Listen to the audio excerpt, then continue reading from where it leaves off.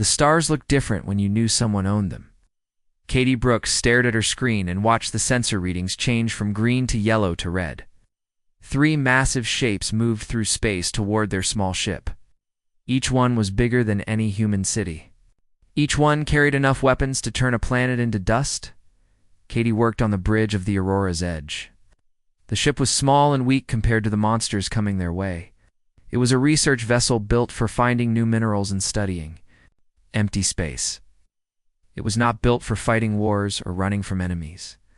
Captain Jake Murphy had picked this spot because it was supposed to be safe. No one was supposed to be here. The Coloran Empire had ruled this part of space for 3,000 years. Their red ships moved like sharks through the dark between stars.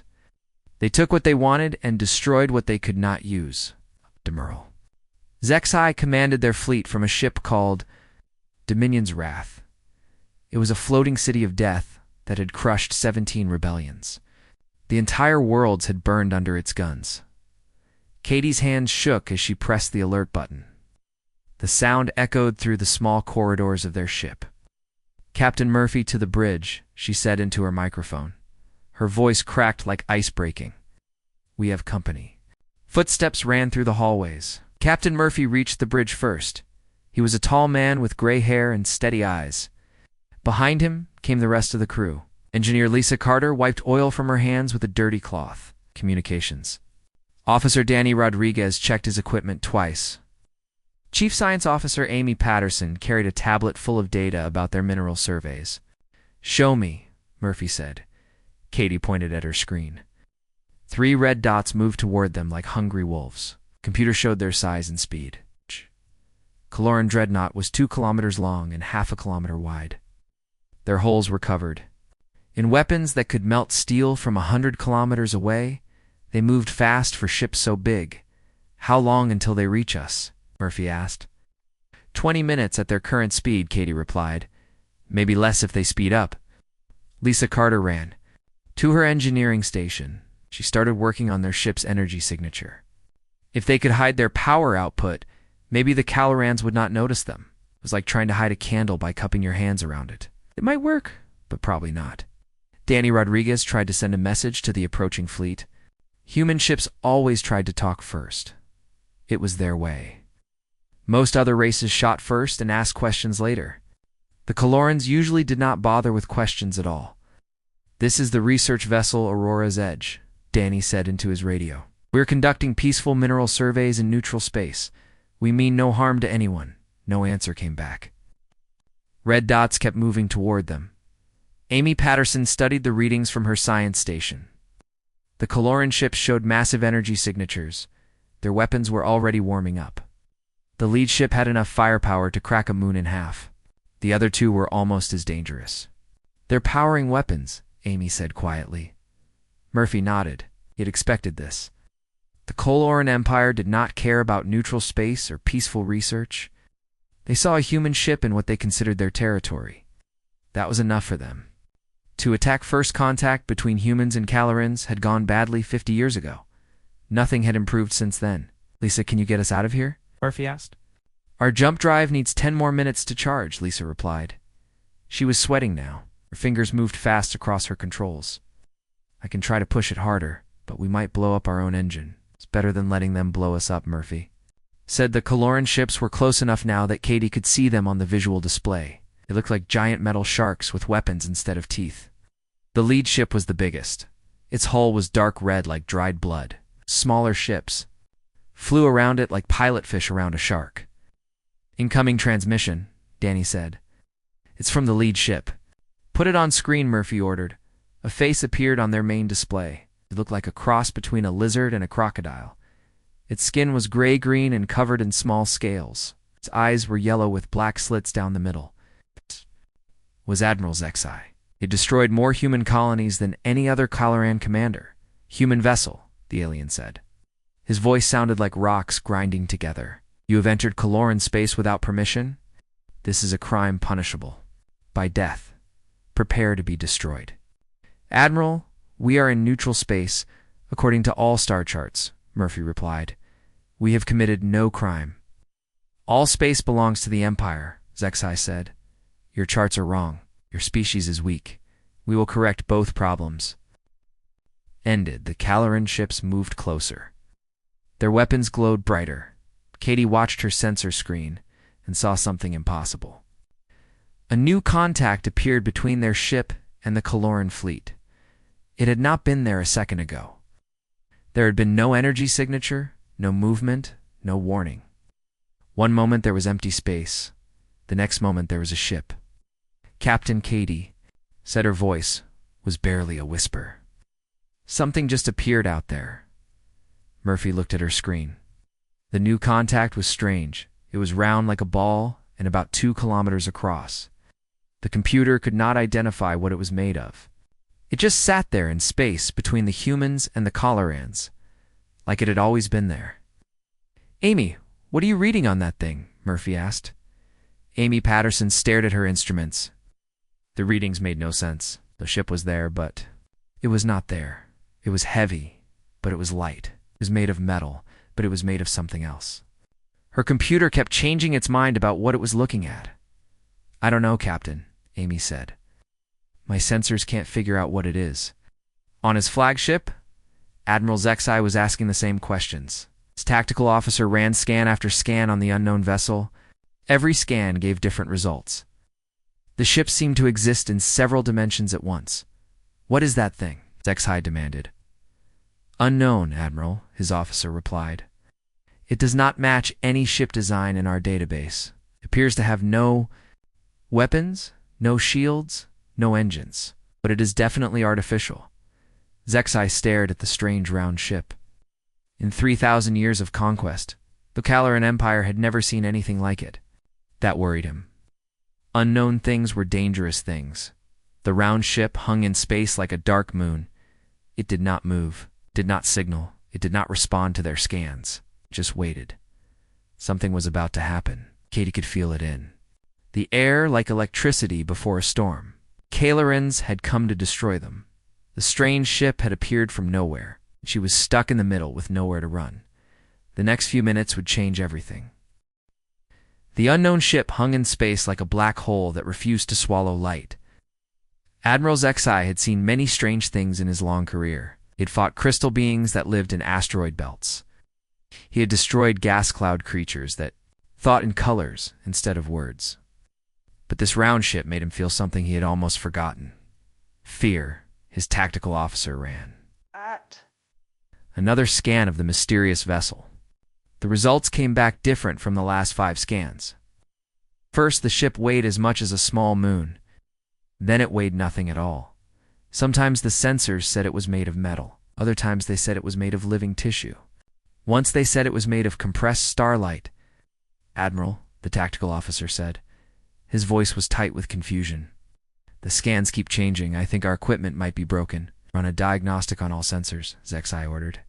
But he knew their equipment was working fine. The problem was not with their machines. The problem was with that impossible ship. On the Aurora's edge, Amy Patterson was having the same trouble. Her science station kept giving her readings that made no sense. The ship was there, but it was also not there. It existed in their dimension, but also seemed to stretch into spaces that should not exist. "Captain Murphy," she said, "the ship is doing things that are impossible according to every law of physics we know." Captain Murphy studied the tactical display. The Caloran fleet had stopped moving toward them. The 3 massive warships floated in space like confused predators. They were close enough now that he could see details on their hulls. Weapon ports, sensor arrays, launch bays for smaller fighters. Each ship could destroy 100 human vessels without taking damage. "Danny, are they trying to talk to that thing?" Murphy asked. Danny Rodriguez monitored all communication frequencies. The Calorans were broadcasting on every channel they knew. Standard greeting protocols, military challenges, scientific inquiry codes, even some languages they had learned from conquered species. Nothing got a response from the round ship. "They're trying everything, Captain," Danny said. "But that ship is not answering anyone." Engineer Lisa Carter worked at her station to hide their energy signature. The round ship's appearance had given them a small advantage. The Calorans were focused on the new arrival instead of the human research vessel. Maybe they could slip away while the aliens were distracted. "Our jump drive is almost ready," Lisa reported. "It's 2 more minutes and we can get out of here." Katie Brooks watched her sensor screen and saw something that made her heart stop. The round ship was moving, not through space the way normal ships moved. It was moving through reality itself. 1 second, it was floating between the fleets. Next second, it was right next to the lead Kaloran dreadnought. "It just teleported," Katie whispered. "That's impossible." Amy Patterson checked her readings again. The ship had not accelerated. It had not activated any kind of drive system. Had simply stopped existing in one place and started existing in another place. The laws of physics said this could not happen. The ship did not seem to care what the laws of physics said. Admiral Zexai felt his flagship shake as the unknown vessel appeared next to them. "Ah!" The Dominion's wrath was 2 kilometers long and heavily armored. It had survived direct hits from planet-killing weapons, but now it was vibrating like a struck bell. The alien ship was somehow making his entire vessel resonate with an impossible frequency. "What is happening to my ship?" Zexai demanded. His engineering officer checked the damage reports. Nothing was broken, but everything was wrong. The ship's hull was vibrating in harmony with some external force. Felt like the metal itself was singing a song in a language made of mathematics. "Ah!" "The alien vessel is generating some kind of harmonic field," the engineer reported. "Our hull is responding to it. I've never seen anything like this." Zexai had ruled through fear for decades. His enemies knew that crossing the Kaloran Empire meant death. But this unknown ship had appeared without warning, ignored their scans, and was now doing impossible things to his flagship. For the first time in years, he felt out of control. "All ships open fire on both vessels," he ordered. "Destroy them now." The Kaloran dreadnoughts turned their weapons toward the human ship and the round alien vessel. Plasma cannons that could melt mountains charged to full power. Quantum torpedoes loaded with enough energy to crack a planet's crust moved into launch position. Beam weapons that could cut through battle armor like paper focused their targeting systems. "Captain." Murphy watched the tactical display as Death pointed at his small ship. "All hands, brace for impact," he announced over the ships. Communication system. The Aurora's Edge had weak shields designed to protect against space debris, not military weapons. One hit from a Kaloran plasma cannon would turn them into expanding gas.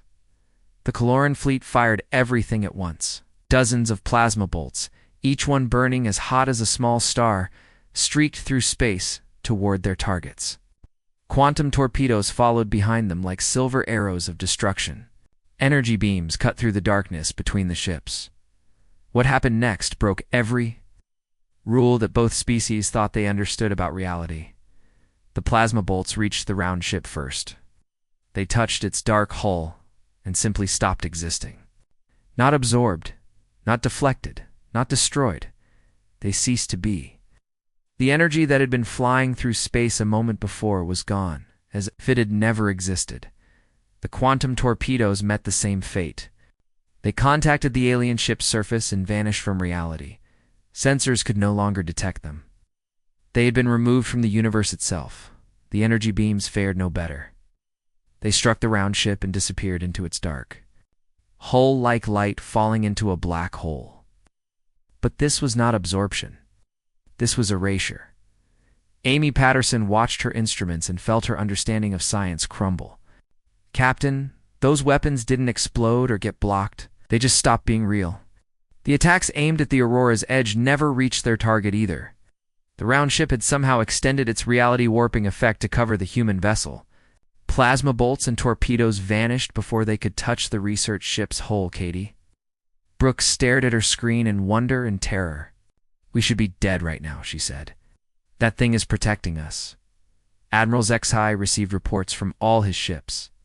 Total weapons failure across the entire fleet, not mechanical breakdowns or equipment malfunctions. Their weapons were working perfectly. The energy and projectiles they fired were simply being deleted from existence before reaching their targets. "Impossible," he muttered. The word felt strange in his mouth. The Kaloran Empire had made the impossible into reality for 3,000 years. They had conquered races that controlled gravity and bent space to their will. They had destroyed creatures that lived in multiple dimensions, but they had never encountered anything that could simply deny the existence of their attacks. His tactical officer's voice shook as he made his report. "Admiral, our weapons are functioning normally. The energy discharges are being registered by our targeting systems, but they cease to exist approximately 1 kilometer from the alien vessel. Deploy gravity mines," Zexai ordered. His voice carried a note of desperation that his crew had never heard before. "If conventional weapons will not work, we will collapse space-time itself around both ships." The gravity mines launched from the Coloran ships like dark seeds of destruction. Each one was designed to create a localized black hole that would drag everything within 100 kilometers into oblivion. It was a weapon of absolute last resort. Ships that deployed gravity mines usually destroyed themselves in the process. The mines activated according to their programming. Space began to curve around them as artificial gravity wells formed. For a moment, it looked like the Coloran plan might work. The unknown ship would be dragged into the black holes along with the human vessel. Then the round ship responded. The gravity mines reversed their function. Instead of creating black holes that pulled matter inward, they began generating white holes that pushed pure energy outward in all directions. The artificial gravity wells became fountains of force that sent waves of distortion. Rippling through local space, the Coloran fleet found itself caught in a storm of twisted gravity. Their ships were pushed and pulled by forces that changed direction. Every few seconds, hull plates buckled under the stress. Smaller vessels were thrown around like toys in a hurricane. Katie Brooks watched the enemy fleet struggle against the chaotic gravitational effects they had created. It turned their own weapons against them. She said in amazement Captain Murphy had seen enough strange things for one day. The round ship had protected them from destruction and turned the Coloran attack into chaos. But he still did not know who or what was inside that vessel. He did not know if they were friends or enemies. "Danny, try to contact that ship," he ordered. "I want to know who we're dealing with." Danny Rodriguez sent signals on every frequency he could think of. Radio waves, subspace channels, quantum entanglement communications, even simple light flashes. Nothing got a response from the alien vessel. The round ship hung in space like a dark judge, watching the results of its intervention. It had appeared without warning, demonstrated impossible technology, and changed the balance of power in their corner of space. But it had not said a word about why it was here or what it wanted. Admiral Zexai had not survived 300 battles by showing weakness to his enemies. The unknown ship had turned his gravity mines against his own fleet, but he was still alive. His ships were still functional. The Coloran Empire had faced impossible odds before and emerged victorious through sheer determination and superior numbers. "All ships, reform battle line," he commanded through gritted teeth. His flagship shuddered as another gravitational wave passed through it, but the Dominion's wrath was built to withstand punishment. "Prepare fusion charges. We will crack this entire section of space if necessary." The fusion charges were weapons that the Coloran Empire rarely used. Each one contained enough compressed hydrogen to fuel a star for a year. When detonated, they created miniature suns that burned everything within 1,000 kilometers. It was a weapon of genocide, designed to sterilize entire star systems when conventional conquest proved impossible. "Captain?"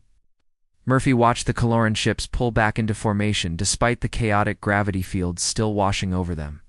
The alien fleet was damaged, but not defeated. Scorch marks covered their hulls where gravitational stress had buckled armor plating. Several smaller escort vessels had been crushed entirely, but the 3 massive dreadnoughts remained operational. "Out there." "Not giving up," Katie Brooks observed from her sensor station. The Coloran ships were pulling back to a safe distance, while maintaining their weapons lock on both the human vessel and the mysterious round ship. "Amy," Patterson studied the readings. "From the gravity mine explosions?" The energy signatures were unlike anything in human scientific databases. The round ship had somehow reversed the fundamental nature of the weapons, turning attractive forces into repulsive ones. It was like watching someone turn fire into ice. By thinking hard enough? Captain, the physics involved in what that ship just did should be impossible, Amy said. Her voice carried the stunned tone of a scientist watching her worldview collapse. It would require control over fundamental forces that we don't even have names for. Engineer Lisa Carter worked to stabilize their own ship's systems. The gravitational chaos had played havoc with their navigation and power distribution. Several circuit breakers had blown when space itself had twisted around them. But they were alive, which was more than they had expected 5 minutes ago. Our jump drive is finally ready, Lisa reported. We can leave any time you give the word, Captain, Murphy considered their options. Smart thing would be to run while they still could. The Aurora's Edge was a research vessel, not a warship. It had no business being in the middle of a battle. Between forces they could not understand. But something kept him from giving the order to retreat. The round ship had saved them. It had appeared just as the Colorans were about to destroy them, and it had protected them from certain death. He wanted to know why. He wanted to know who was inside that vessel and what they wanted from humanity.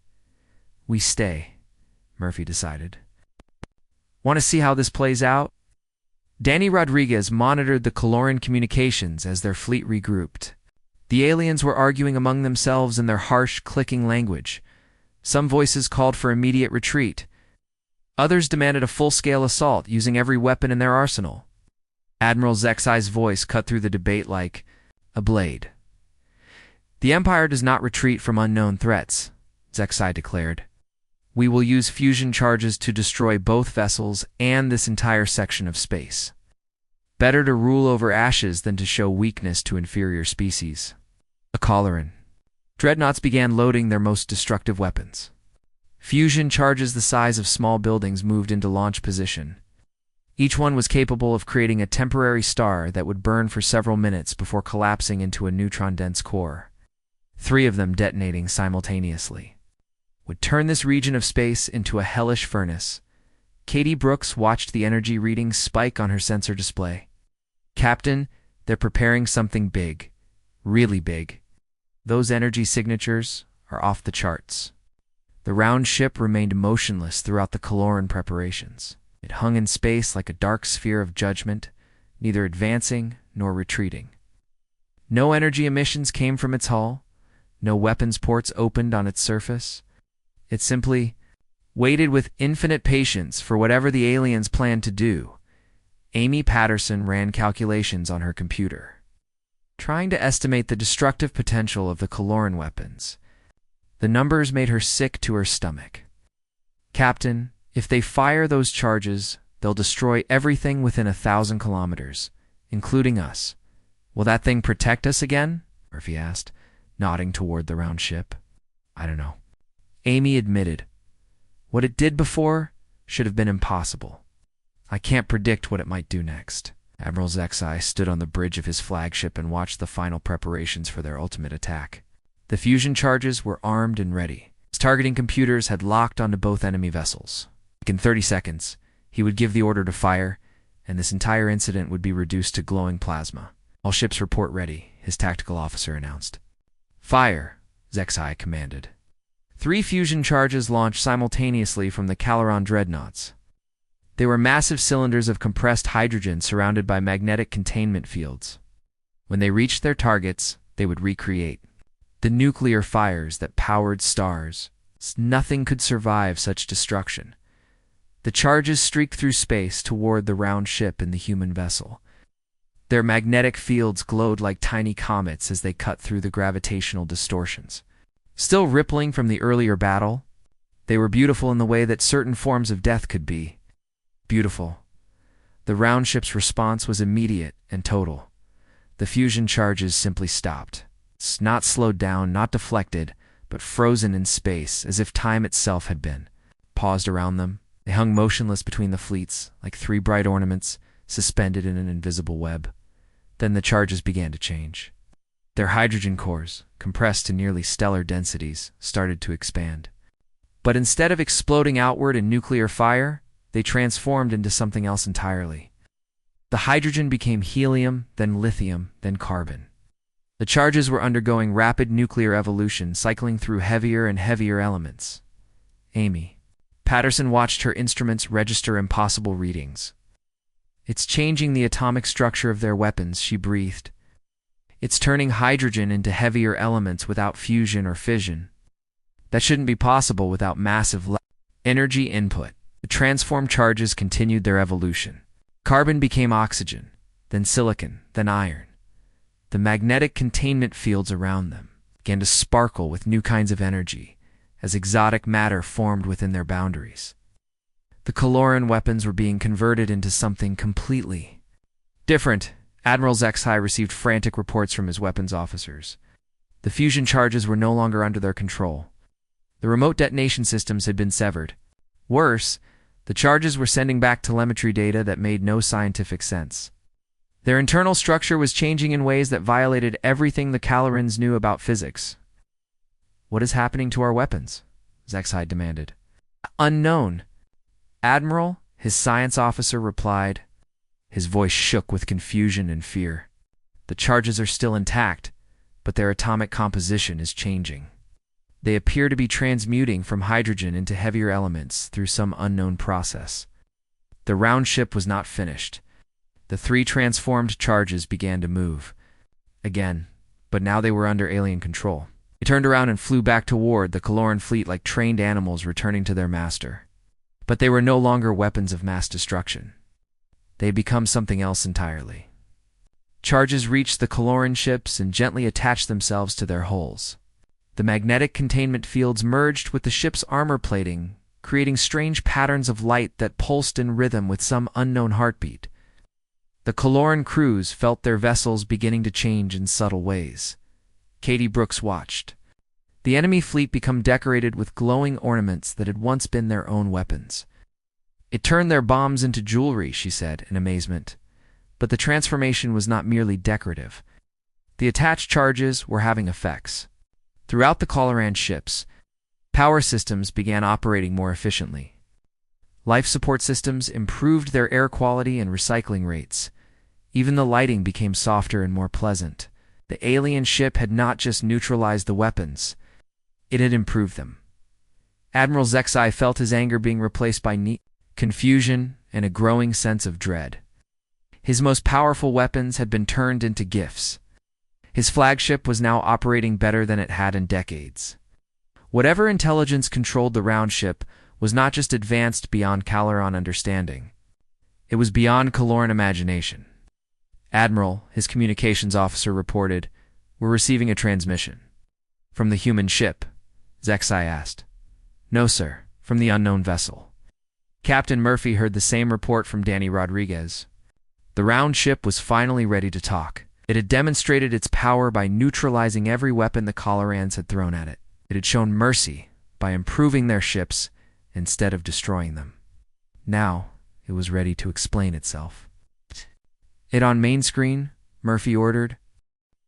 The voice that spoke into their minds was older than the stars that surrounded them, carried memories of galaxies being born and civilizations, rising from primitive beginnings to impossible heights before falling back into cosmic dust.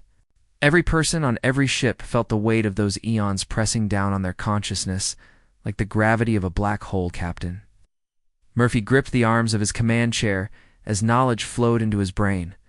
He saw images of worlds he had never visited, species he had never imagined, technologies that human science could not yet comprehend.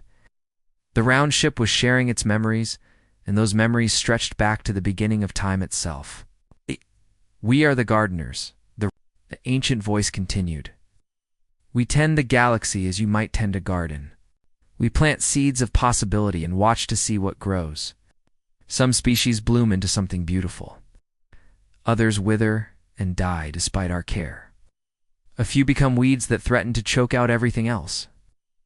Admiral Zexai felt his understanding of the universe crack and reshape itself. The Caloran Empire had believed itself to be the supreme power in this region of space. They had conquered hundreds of worlds and enslaved dozens of species.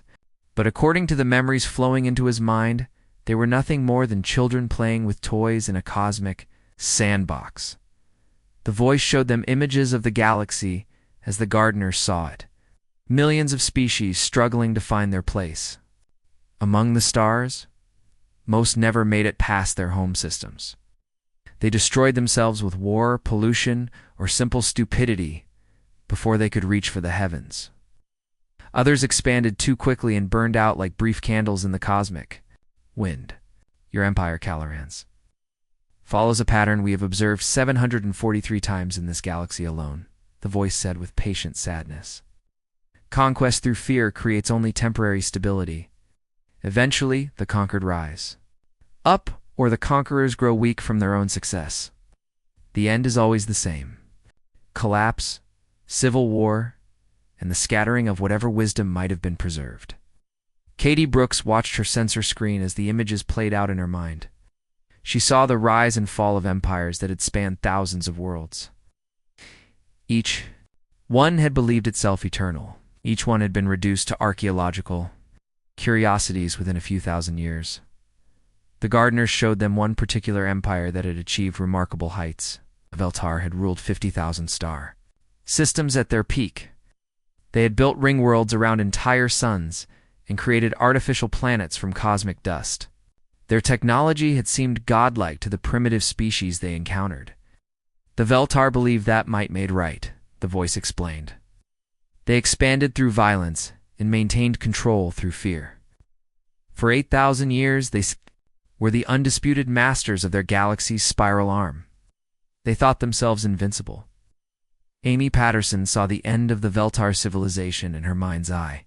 It had not come from external enemies or natural disasters. The empire had simply grown too large to govern effectively. Rebellion had spread from world to world until the center could no longer hold it. Within 2 centuries, 50,000 star systems had been reduced to scattered colonies fighting over the scraps of their former glory. We watched them fall as we watched all the others fall, the voice continued. Power without wisdom is a tree that grows too fast. Its roots cannot support its height, and it topples in the first strong wind. Danny Rodriguez felt the weight of galactic history pressing down on him. How many species had the gardeners watched rise and fall? How many civilizations had they seen repeat the same mistakes over and over again? The patience required to observe such cycles was beyond human comprehension. The voice turned its attention to humanity with a warmer tone. But your species shows more promise, children of Earth. You explore with curiosity rather than conquer with violence. You seek to understand rather than simply to dominate. But you also stand at a crossroads. The path you choose now will determine whether you join the ranks of the wise or become another cautionary tale. Captain Murphy felt hope and terror in equal measure. The gardeners had been watching humanity's expansion into space. They had seen the good and the bad in human nature. Apparently they had decided that humanity was worth saving, at least for now. We offer you a choice, the voice said. Continue on your current path of peaceful exploration and gradual expansion. Learn to coexist with other species rather than compete with them. Accept our guidance when it is offered and refuse the temptation to solve all problems through force. The alternative hung unspoken in the air, but everyone understood it. Humanity could choose to become another conquering empire like the Colorons. They could decide that might made right and start building their own domain through violence and fear. But if they made that choice, they would eventually face the same fate as every other aggressive species the gardeners had observed. Admiral Jaxie felt his worldview crumbling around him. Everything the Coloran Empire had achieved was meaningless in the cosmic scale. They were just another brief flicker of violence in a galaxy that had seen countless such flickers. Worse, they were following a pattern that always led to destruction. "What of our empire?" he asked, though he did not speak the words aloud. The gardeners heard his thoughts as clearly as if he had shouted them. "Your empire has a choice as well," the voice replied. "You can continue on your path of conquest until internal pressures tear you apart. This will happen within the next 3 centuries if current trends continue, or you can learn to change. Expansion through cooperation rather than conquest. Growth through wisdom rather than force." The gardeners showed them examples of species that had chosen the path of wisdom. The Kethmori had once been as violent as the Colorans. They had built their early empire through bloody conquest and ruthless suppression of rebellion. But they had learned to change before it was too late. The Kethmori abandoned their military expansion 2,000 years ago, the voice explained. They began offering membership in their federation rather than demanding submission. They shared their technology rather than hoarding it. They built trade networks rather than supply chains based on tribute. Today, they rule a peaceful confederation of over 10,000 worlds. Engineer Lisa Carter felt her engineering knowledge expanding as the gardeners shared technical information. Faster-than-light travel that did not require dangerous wormholes. Power generation that tapped directly into the quantum foam of space itself. Construction techniques that could build space habitats the size of small planets. All of this could be humanity's if they chose the right path. But the knowledge came with a warning. The same technologies could be used for war as easily as for peace. A species that learned to tap quantum energy could build weapons that would make fusion charges look like firecrackers. The ability to construct massive space habitats could also be used to build fortress worlds that could withstand any attack. Power always comes with responsibility, the voice warned. We will not give destructive knowledge to those who would use it destructively. Prove that your species can grow beyond violence, and we will help you reach for the stars. Choose the path of conquest, and you will be left to repeat the same cycles of rise and fall that have claimed so many others. Katie Brooks watched the tactical display as the Kaloran fleet began to withdraw. The alien ships were pulling back. To a safe distance, their weapons powered down for the first time since arriving in the system. Whatever Admiral Zexhai was experiencing in his mind was enough to make him reconsider his aggressive stance. The round ship remained motionless between the two fleets, neither threatening nor welcoming. It was simply there, like a dark moon. That served as a reminder of powers beyond mortal understanding. The modified fusion charges still clung to the Kaloran ships. Their gentle glow, a constant reminder of how icily their weapons had been turned into something beneficial. We will continue to observe both of your species, the voice said as its presence began to fade from their minds, so the choice of what you become is yours to make. We will not force wisdom upon you, but we will not allow the strong to destroy the weak without consequence. The universe has room for many different approaches to existence, but not for extinction. Captain Murphy felt the vast intelligence withdrawing from his consciousness, like a tide pulling back from the shore. Knowledge it had shared remained, but the overwhelming sense of ancient presence was fading. He was left with more questions than answers, but also with hope that humanity might have found guides for the journey ahead. Amy Patterson started, recording everything she could remember from the mental contact. The scientific principles alone would keep human researchers busy for centuries. The philosophical implications would reshape how humanity saw its place in the universe, and the technological possibilities would transform civilization itself. Admiral Zexhai sat in his command chair and stared at the round ship that had changed everything. His empire's expansion had been revealed as a cosmic joke. Their mighty weapons had been turned into gifts. The proud history of conquest had been shown to be nothing more than a repetition of failures that stretched back to the dawn of time, but the gardeners had also offered hope. Change was possible. The Kaloran Empire could choose a different path before it was too late. The silence that followed the gardeners' departure was deeper than the vacuum of space itself. Both fleets hung motionless in the darkness, their crews struggling to process what they had experienced. The round ship had vanished as mysteriously as it had appeared, leaving behind only the modified fusion charges that still glowed softly on the Kaloran. Holsdot Captain Murphy was the first to break the silence. The weight of cosmic responsibility pressed down on his shoulders, but he was still a ship captain with a crew to protect and decisions to make. The knowledge the gardeners had shared burned bright in his mind, but immediate concerns demanded his attention. "Danny, open a channel to the Kaloran flagship," he ordered. Danny Rodriguez hesitated for a moment. Opening communications with the enemy during a battle situation went against every military protocol he knew, but this was no longer a normal battle situation. The rules had changed when beings older than recorded history had intervened in their conflict. "Channel open, Captain," Danny reported. Admiral Zexhai's image appeared on the main screen of the Aurora's Edge. The Kaloran commander looked like he had aged decades in the past hour. His yellow eyes, which had burned with predatory confidence before, now carried the weight of uncomfortable wisdom. "Human Captain," Zexhai said. His voice lacked its earlier arrogance. "It appears we have both encountered something that changes everything we thought we understood about the universe." Murphy nodded carefully. The diplomatic protocols for this situation had not been written yet. How do you negotiate with someone? Who was trying to kill you an hour ago after both of you have been lectured by cosmic gardeners about the futility of violence? "Admiral, I propose we approach this situation as fellow students rather than enemies," Murphy said. "Whatever those beings were, they've made it clear that our old ways of thinking are inadequate for the challenges ahead." The negotiations that followed would be studied by xenosociologists for centuries. Two species that had been on the brink of mutual destruction slowly found common ground in their shared insignificance. The gardeners had humbled both sides equally, creating an unexpected foundation for dialogue. Amy Patterson worked with her Coloran counterparts to analyze the residual energy signatures left by the mysterious ship. The data defied every scientific principle both species had discovered.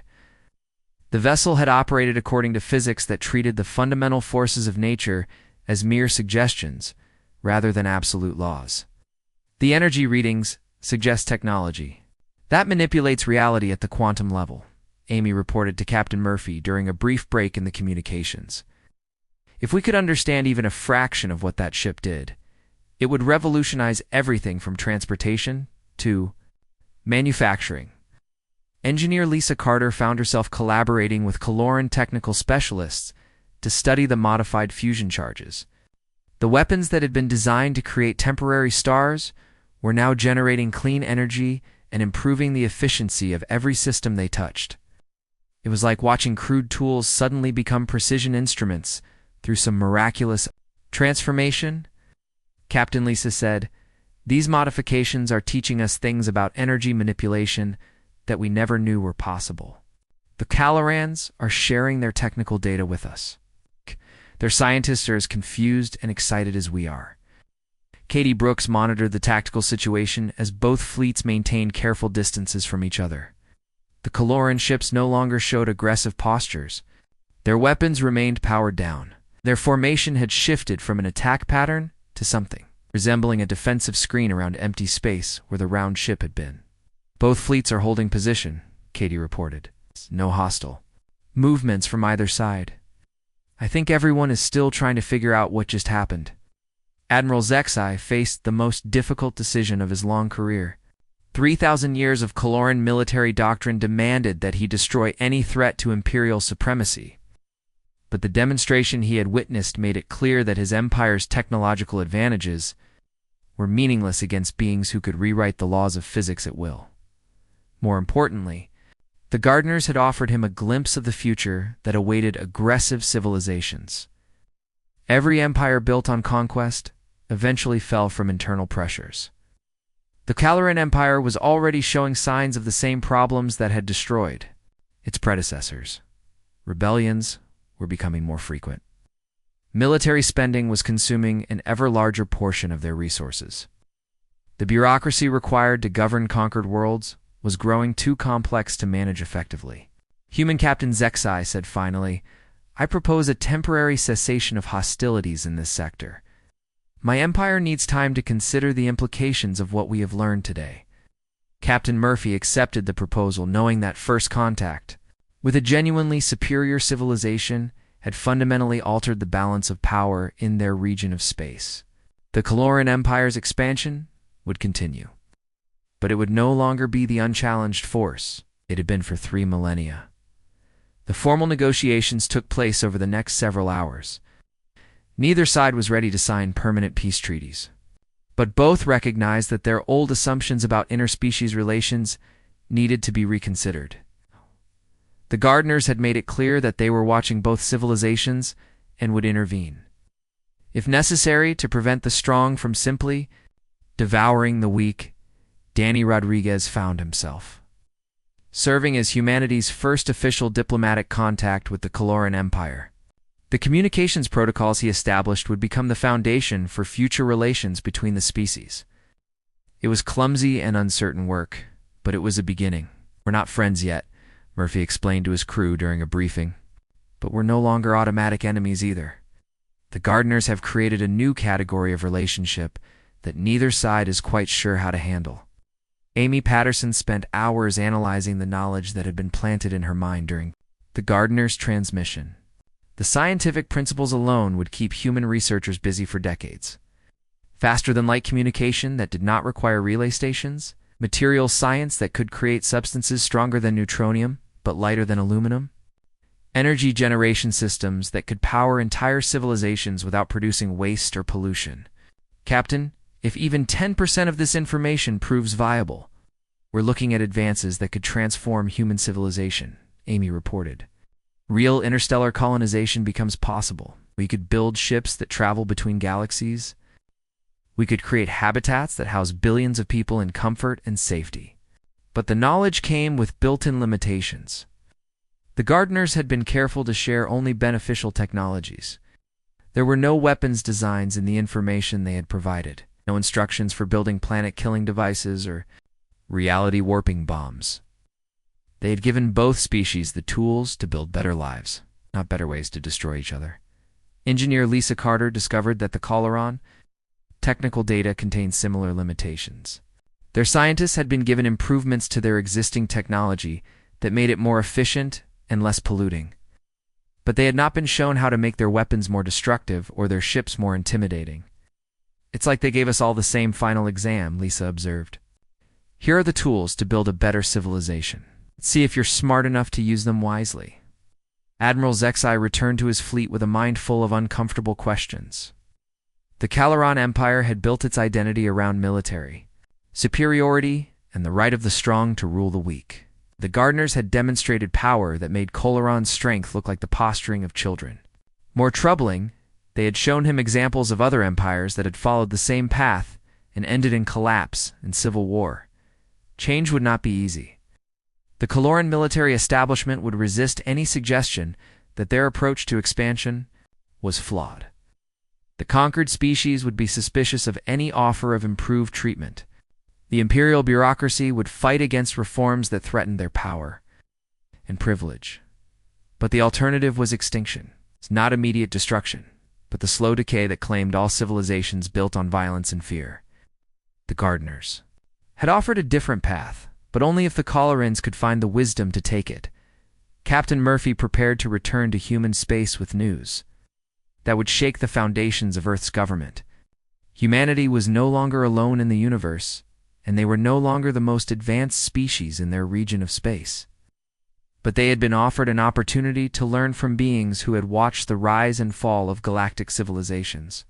For millions of years, the choice of what humanity would become was still theirs to make. They could follow the path of peaceful exploration and gradual expansion that they had been pursuing. Or they could be tempted by the examples of aggressive species and decide that conquest was easier than cooperation.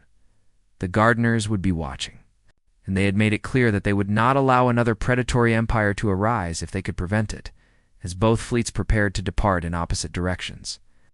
The modified fusion charges continued to glow on the Coloran ships. They served as permanent reminders that there were powers in the universe that could turn weapons into gifts and enemies into reluctant allies.